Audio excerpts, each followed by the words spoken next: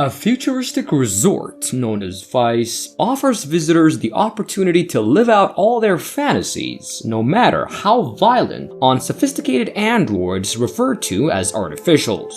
Every day, the androids' memories are reset, and any damage sustained is scheduled for repair. To maintain the illusion that the androids are real, they're programmed to have behavioral responses such as emotions and the belief that they're human. The film opens with Detective Roy Tedeschi, who is parked outside Vice, waiting on a warrant from the station to arrest a man named Ryan Hollister for murder.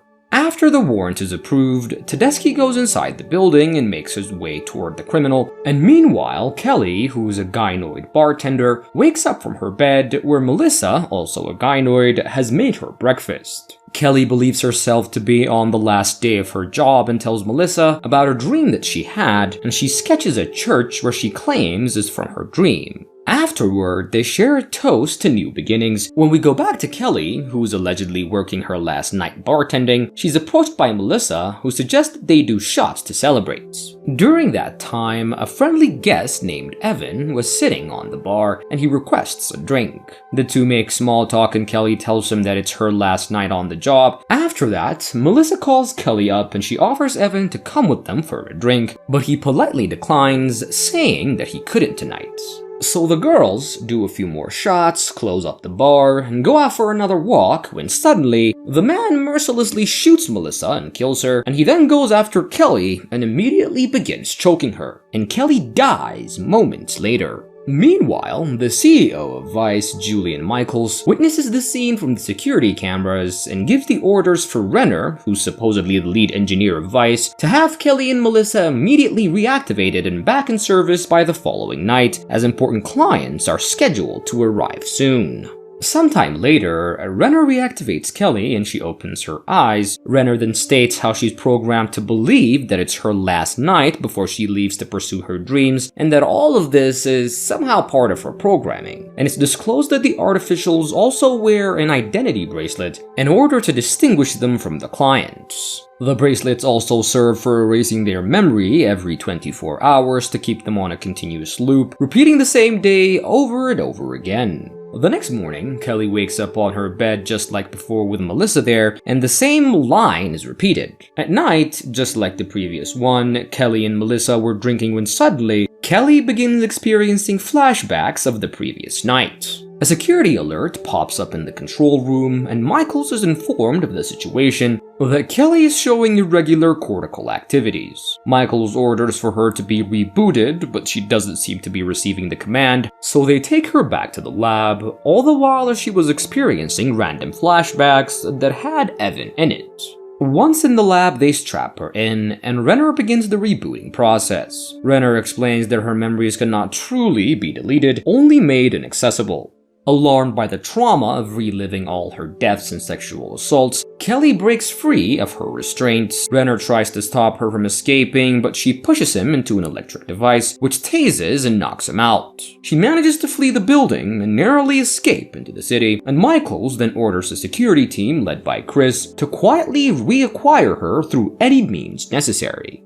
Afterward, Kelly goes into a bar and orders a drink. Soon after, Kelly leaves the bar and the man follows her outside. She tries telling him that she's not interested, but the man insists and begins forcing himself on her. Suddenly, Chris arrives with the security and tries convincing her to go with him, and Kelly was confused as she didn't know who he was. The man from the bar was not having it and attempts to stab Chris, but his guards swiftly take him out. Using the opportunity, Kelly flees the scene, and they catch up to her in their vehicle and begin going on foot upon Kelly entering an abandoned building. The chase continues until Kelly jumps and crashes on top of a car and escapes. Tedeschi is assigned to a homicide apparently performed by professional mercenaries. Detective Matthews states that these mercenaries have the latest military hardware and the shell casings are untraceable. Shortly after, Tedeschi's informed that a bartender around the corner said the victim followed some girl out of a bar just a few minutes before the incident, and the description states that she's in her early 20s with blonde hair. After evading Chris, Kelly visits an abandoned church that she had seen in her dreams. There she meets Evan again, who Kelly claims that she recognizes. He further explains that all of the artificials have them installed, but they have been programmed not to see them. Evan then takes her to a room where she sees a picture of a woman who resembles her, and Evan says that she was his wife and that he lost her to an unknown disease. When Kelly asks why the woman looks like her, Evan finally reveals himself to be her creator.